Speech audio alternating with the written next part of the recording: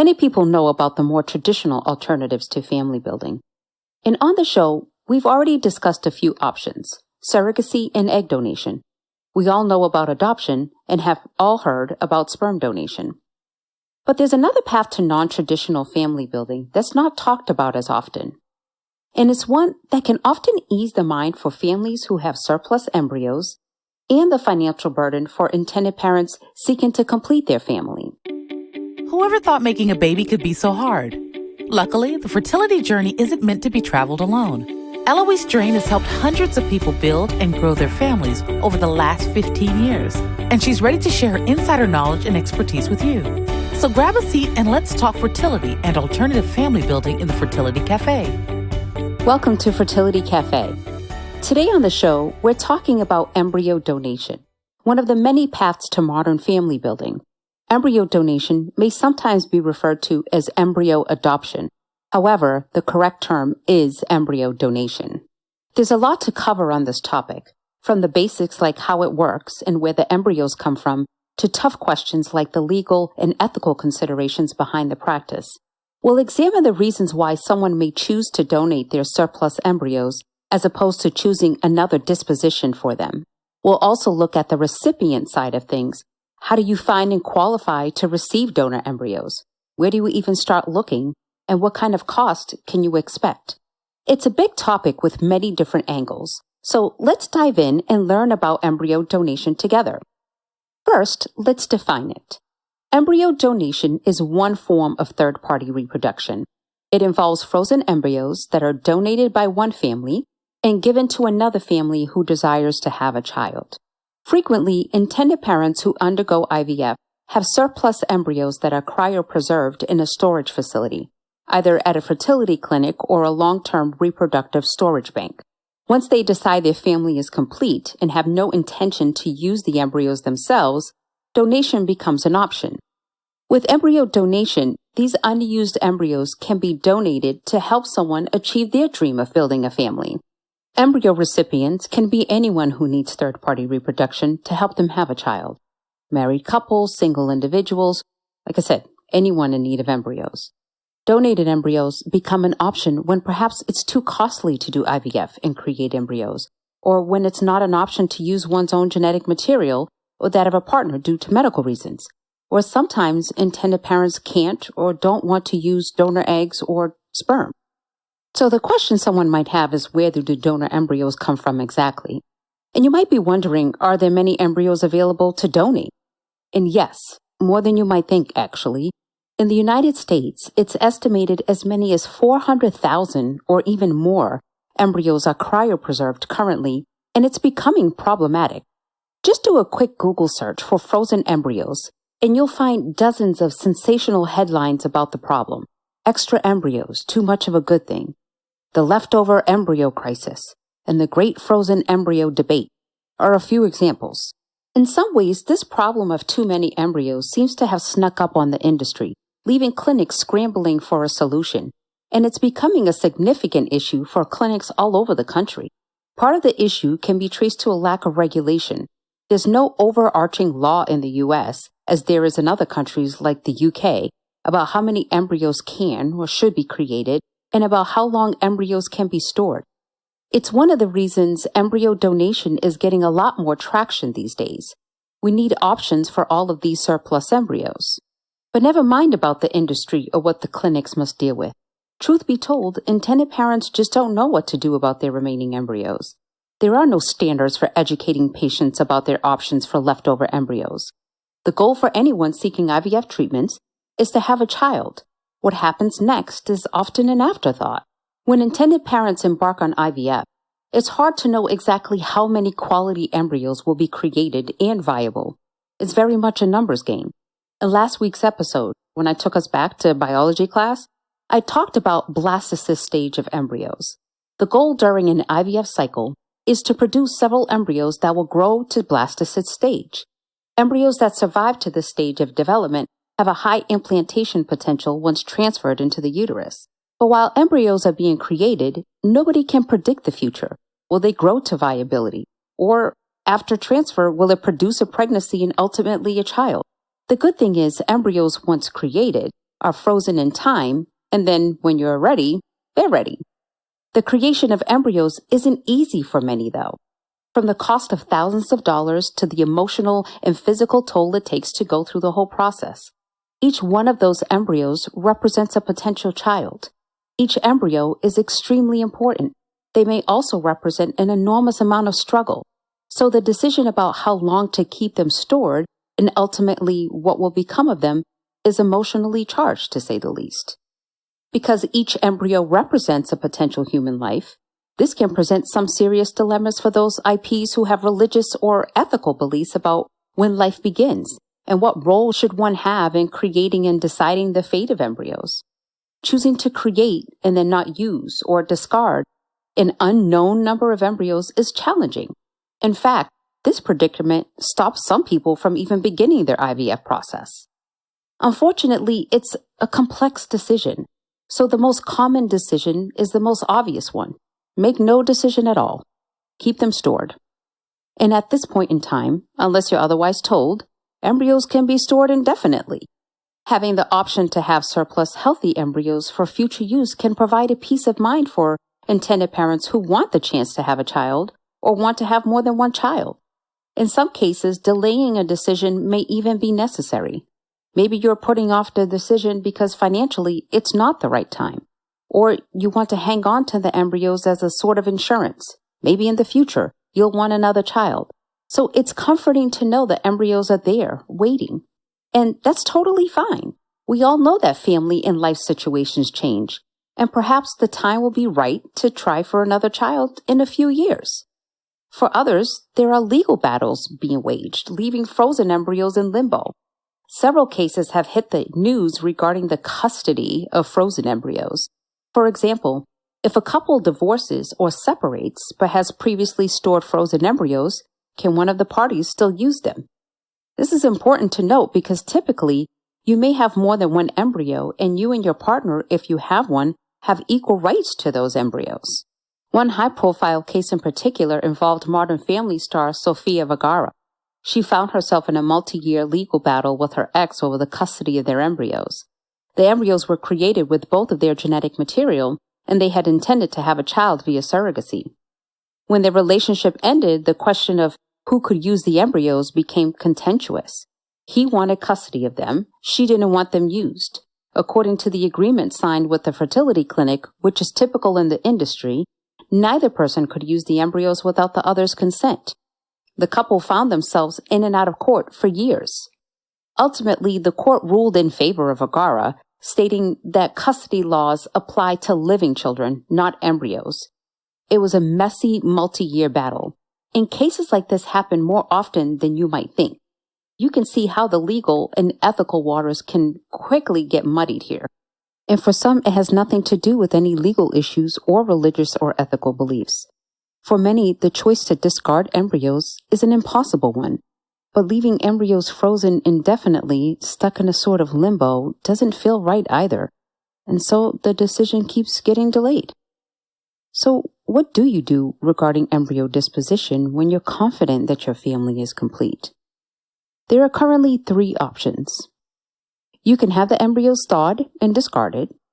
You can donate to science for approved medical research projects such as stem cell research, or you can donate them to another hopeful intended parent. Let's touch on each of these options. Even saying it sounds harsh. Destroying embryos. A lot of people won't even consider this option. But the reality of it is, some intended parents would rather have the embryos thawed and discarded than to know that it's used in research or that a potential child related to their own children is out there in the world. There is also a less invasive process in which the embryo is thawed and implanted into the intended mother's uterus.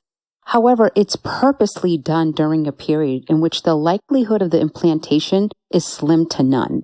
So there won't ever be an actual pregnancy, but the issue on what to do with the embryo is resolved in the gentlest way possible. And although not a common practice, there are intended parents who, instead of discarding or donating their embryos to another family, decide to donate them for embryonic stem cell research or study in human development.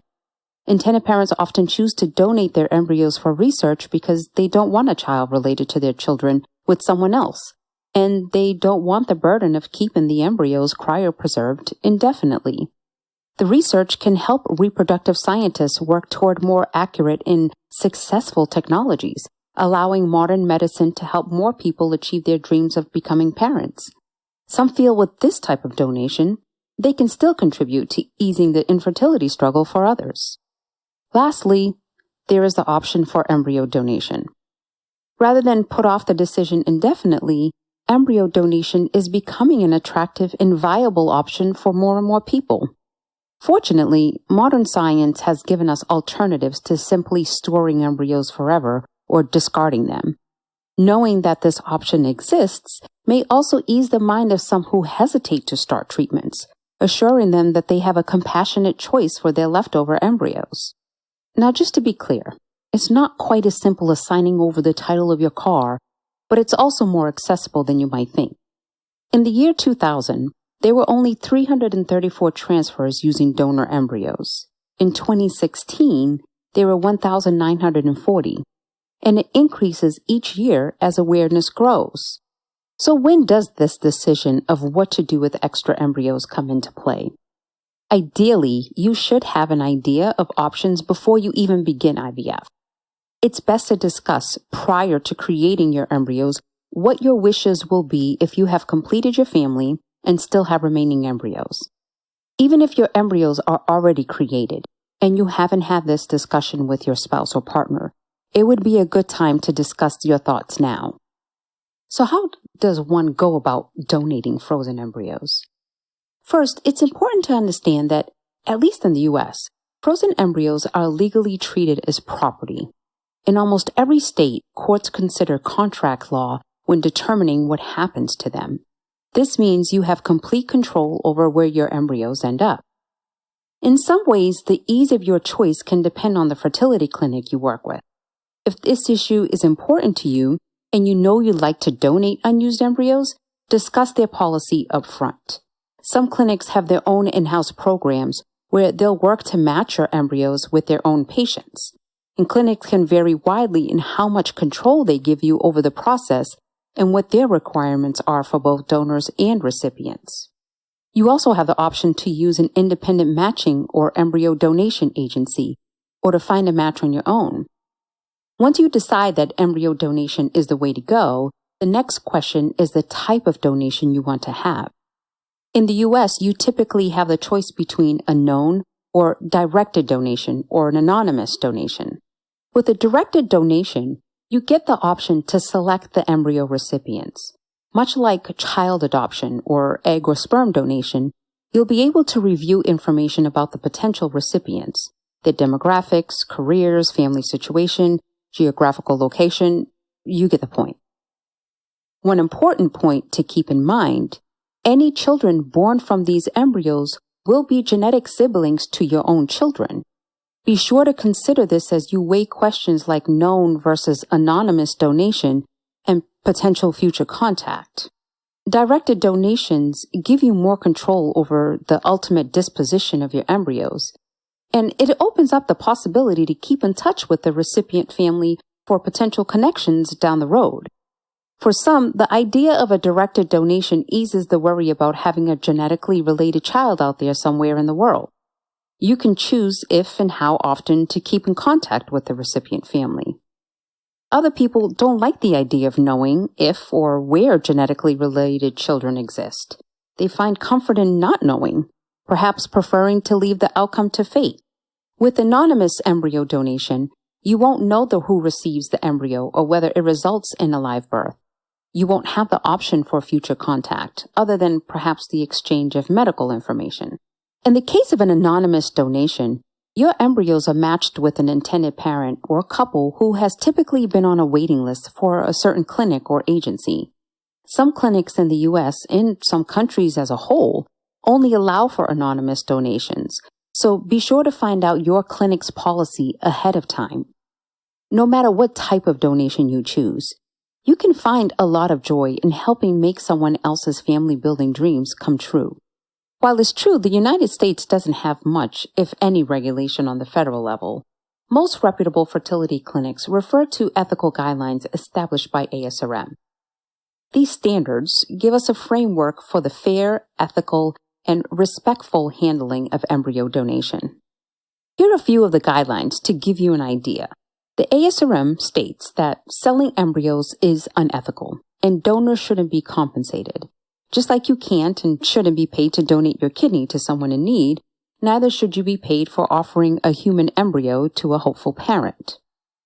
Embryos should be screened for possible diseases, and relevant medical or genetic history should be shared with the recipient. If screening or medical history isn't available for whatever reason, the recipient needs to be fully informed about the risks. Psychological counseling is highly recommended for anyone considering embryo donation, both on the donor and the recipient side. It's a highly complex and emotional decision, best processed with a mental health professional. The mental health professional will discuss things like family history, current life stressors, and ability to cope, the motivation to donate or to use a donated embryo, reproductive history, and history of abuse or neglect and interpersonal relationships. Of course, there are other recommendations, but you get the idea. The ASRM gives fertility clinics an evidence-based framework for handling embryo donation ethically and appropriately. While there's no legal requirement for clinics to follow these guidelines, I think it's a good idea to ask your clinic where they stand and how they determine their own policies and procedures for embryo donation. So what do you do if it happens to be your fertility clinic doesn't offer embryo donation, or you don't like the options they give you?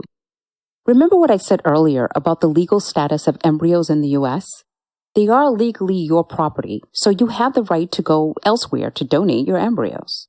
There are many private, independent organizations that assist in matching embryo donors with hopeful recipients. You'll likely have to pay a transfer fee to safely move the embryos from one clinic to another. Ultimately, you have the right to donate your embryos apart from the clinic where they're stored. And if you decide you'd like to have a directed donation, but your clinic only allows anonymous donations, for example, you'll need to go elsewhere. In the U.S., you generally have 3 options at this point. You could go to a different fertility clinic. You can use an independent embryo matching or embryo donation agency, or you could find a private match between individuals.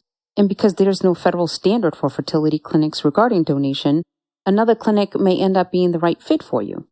As mentioned before, each one sets its own standards and guidelines for how you can donate. What about the other 2 options though, right? Independent agencies or private matching. Each option has its own pros and cons, so let's look at these in more detail. If you want more control over the process, as independent matching or embryo donation agency might be the right choice. And the term adoption gets used often and can get a bit confusing when used to refer to embryo donation. We'll talk about this more later, but for now, just know that this term is being used by some organizations. If you are searching for an agency to help you donate your embryos, be sure to do your homework and choose one that has a mission that aligns with your values. Check with each group about how they qualify recipients. Some are more inclusive than others, allowing recipients of various marital statuses and sexual orientations. Some are very restrictive, allowing only married couples or preferring people of a certain faith. Potential recipients may have to submit to interviews or even home studies. The third option, finding a private match, also gives you a lot of control over the process. Perhaps you know someone who has a difficult path to parenthood, and you feel called to donate your embryos to them. Maybe you see a plea for donations on an online message board or in a Facebook group, and you feel like this may be the right recipient for you. There are several online matching services out there to help you find the right one. Kind of like online dating, potential donors and recipient post profiles, hoping for the right fit. You as a donor can sort through profiles on your own, or sometimes you can ask the service to help you with the selection process. While you may have more control and potentially unlimited preferences you can specify, this option requires you to navigate the legal waters of embryo donation on your own. Agencies and clinics usually have contracts and standards in place already. Going the private route means you'll need to seek this out on your own. A lot of clinics won't even move forward with transferring your embryos without clearance from attorneys on all sides. With a private match, you'll need to consider details like the type and amount of future contact you'll have with the recipient, whether you want to be informed if there is a live birth as a result of your donated embryo, and if you'll be required to update your recipient about any future medical or genetic issues, and more. And you and your partner, if you have one, have a lot of riding on this decision. Will your own children have genetically related siblings out there somewhere? And if so, do you want to know? Do you want them to have the possibility of a relationship in the future? Do you agree to be contacted in case of future medical complications? Are you emotionally prepared for meeting a child that is genetically related to you, but is not your child and is being raised by someone else? These are all the questions that weigh heavily on the minds of potential donors. As you can see, it's not an easy decision to make. And I'll emphasize once again that it's very important to meet with the mental health professional to help you and your partner process through the emotions involved. Okay, so far we've discussed how and why someone might choose to donate their embryos. Now let's examine how and why you may want to seek a donated embryo. As I'm sure you know, making a baby isn't always easy, and the choices for how to get there are numerous. Perhaps you've struggled with infertility, multiple pregnancy loss, or other underlying medical conditions. Maybe you're pursuing parenthood as a single person, or you're in a same-sex relationship, so the traditional means of having a baby aren't options for you. Embryo donation may be an option for hopeful parents in all sorts of situations. Once a donor family and a recipient are matched and all the legal and medical details are worked out, the rights to the embryos are transferred to the recipients. And then the recipients have the option to transfer the embryo into the uterus of the intended mother, or it could be that of a gestational carrier. For more information about surrogacy, check out episode 2 of Fertility Cafe. Using a donated embryo cuts out the first steps of IVF, which can not only improve your odds, depending on your unique fertility situation, but it can also save you money. While we'd all like to say that money is no object when pursuing parenthood, the fact is IVF is very expensive. If cost is keeping you from this type of treatment, perhaps using donated embryos could help. Once you've been cleared by your doctor to pursue pregnancy via donor embryo, your search for a match begins. Depending on the clinic you work with and your own personal preferences, you may have a lot of support in this, or you may choose to search on your own. We talked earlier about the 3 options for donors.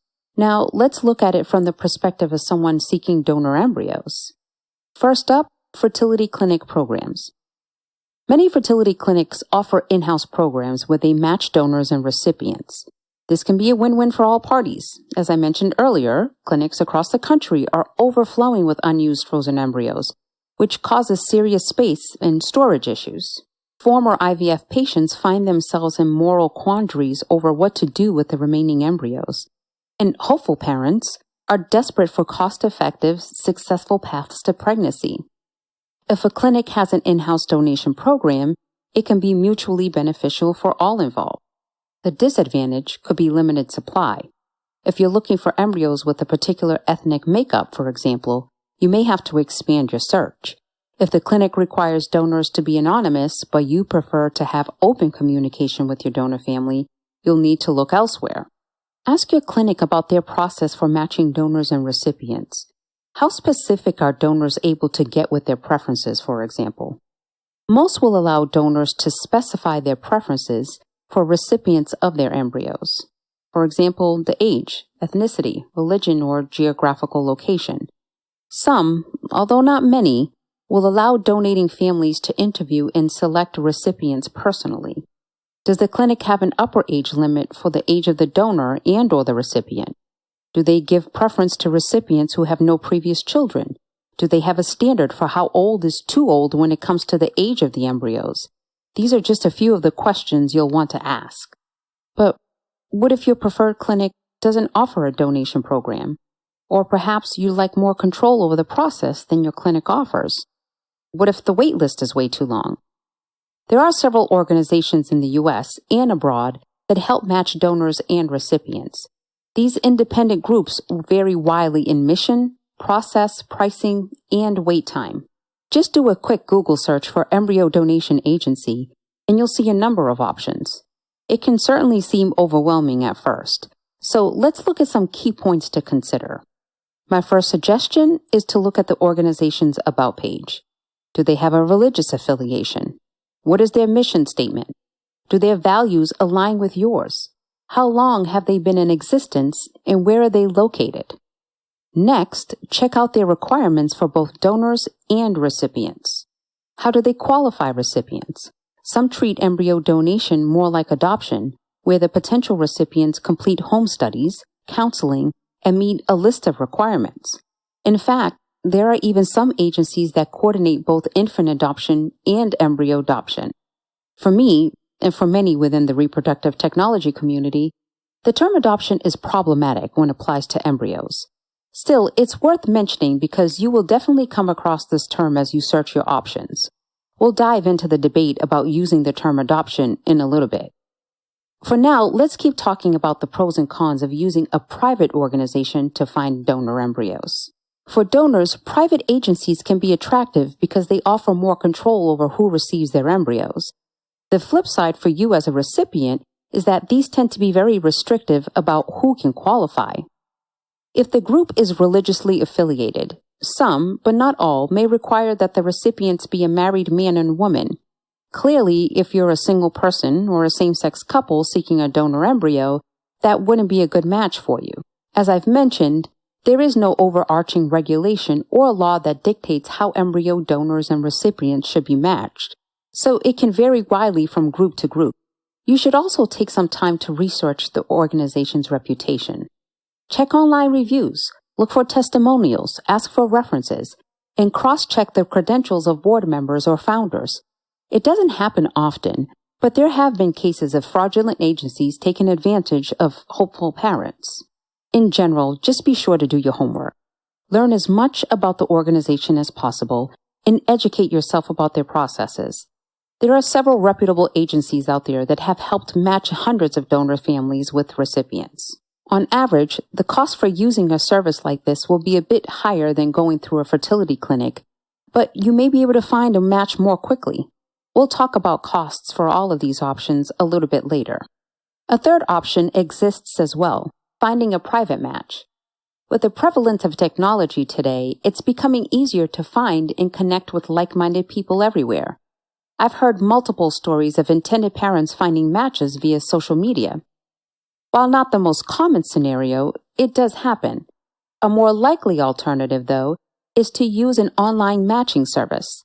There are several that are either low or no cost, and they allow both donors and recipients to post profiles. Donating families can specify any criteria or preference they wish, and they have complete control over the selection process.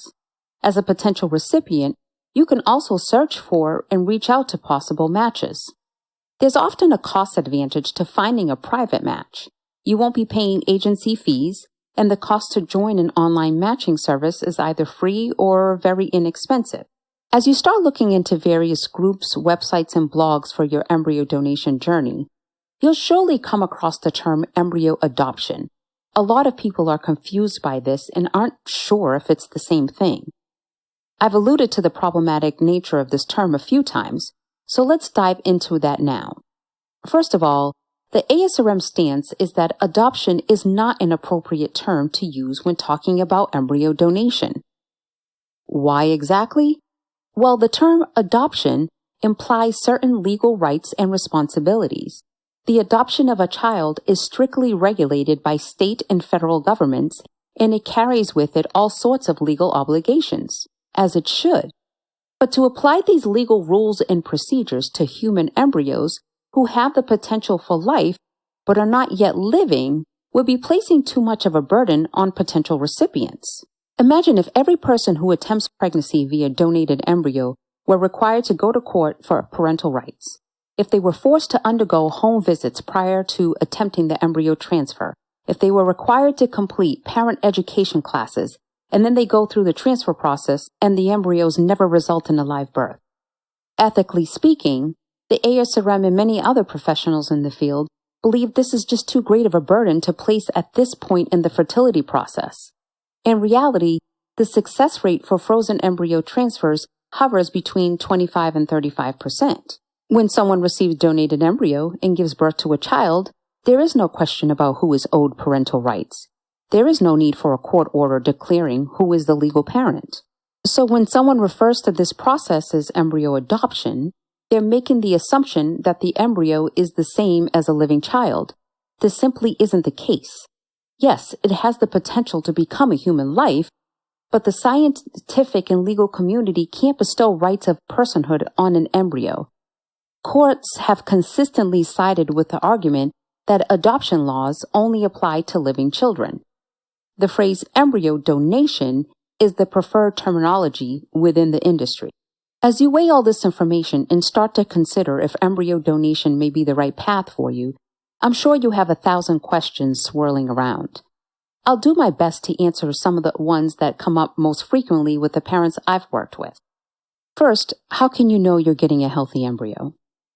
In the U.S., the FDA requires that both the male and female donors be tested for certain diseases before the embryos can be donated. These screening tests check for HIV, hepatitis B and C, gonorrhea, chlamydia, and a few other diseases. The donors also undergo blood typing and Rh factor tests. Similar to the information you receive when selecting a sperm or egg donor, you should have access to the medical history of the embryo donors. The more information you have about medical and genetic history, the better you're able to anticipate or identify potential medical issues down the line. Even if you receive an anonymous donation, it's wise to request access to the donor's medical history report. The fertility clinic or agency should be able to help you get this. If you're using a private donation, make sure your attorney includes access to the medical history in your contract. Sometimes it's possible for embryos to be genetically tested prior to implantation. They can be checked for genetic anomalies or other problems, which can greatly increase the chance of success. Be sure to find out if the clinic you use has this option, or if the embryos have already been tested prior to being transferred to you. Another worry a lot of people have is about the parental rights of the genetic parents. Will they have any claim to the embryos or any children that are born as a result of their donation? In short, no. If the genetic parents have signed an agreement to donate their embryos, then they are obligated to transfer the embryos per their contract. They have no claim to parental rights at all. Perhaps one of the biggest worries I hear expressed is also the most important one. Will it work? Will this help me have the child I've hoped for all this time? As with other alternative paths to parenthood, it depends. There are many families out there who have successfully had a child thanks to embryo donation. But of course, every situation is unique. Success rates vary based on a few important factors, including the quality and age of the embryo, the age of the recipient and the donor, and the embryo's developmental stage when frozen. According to a 2016 report by the CDC, the live birth rate from donated embryos were between 43 and 45%. Other sources cite a rate closer to 35%. Again, it can vary based on a lot of different factors, so be sure to discuss this with your doctor. As with any form of third-party reproduction, cost is a major factor intended parents have to consider. The good news about embryo donation is that, for many, this option is more affordable than others. Obviously, the actual cost can vary, but in general, it's less expensive to use a donated embryo than to complete a full cycle of IVF. The average cost for one cycle of IVF is somewhere around $12,000. But with embryo donation, you're skipping the first portion of the IVF process. Rather than go through the egg retrieval and embryo creation process, you skip forward to the transfer step.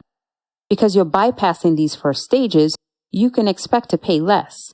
On average, the cost to attempt pregnancy via embryo donation can range from $2,000 to $10,000. As I've mentioned before, it's considered highly unethical to purchase or sell a human embryo, so the cost doesn't come from that. You'll be on the hook for other expenses relating to the process. Some of these may include the clinic's frozen embryo transfer fee, the psychological or medical evaluation for yourself and the donors, legal representation, your own medications, ultrasounds, and other treatments, travel expenses for you if applicable, and sometimes you'll also be asked to reimburse the donor for their embryo storage fees. And then, of course, if you're utilizing a gestational carrier, then there's that added expense as well. In general, though, this option is more affordable than other alternatives. After all of this, you may be left wondering, is embryo donation right for you? Whether you're weighing the difficult decision of what to do with your frozen embryos, or you're seeking a viable path to parenthood, embryo donation could be the answer you've been looking for. I hope the information I've presented here has helped shine a light on the possibility that exists with embryo donation, and that I've been able to clear up some questions you had. For more information, check out our resource page at thefertilitycafe.com. Thank you so much for joining me today on Fertility Cafe. I'm Eloise Drain. Remember, love has no limits. Neither should parenthood. Thank you for joining us in the Fertility Cafe. Whether you're an intended parent, a woman considering egg donation, thinking of becoming a surrogate yourself, or a friend or family member of someone dealing with infertility, we're here to help. Visit our website, thefertilitycafe.com, for resources on fertility, alternative family building, and making this journey your own.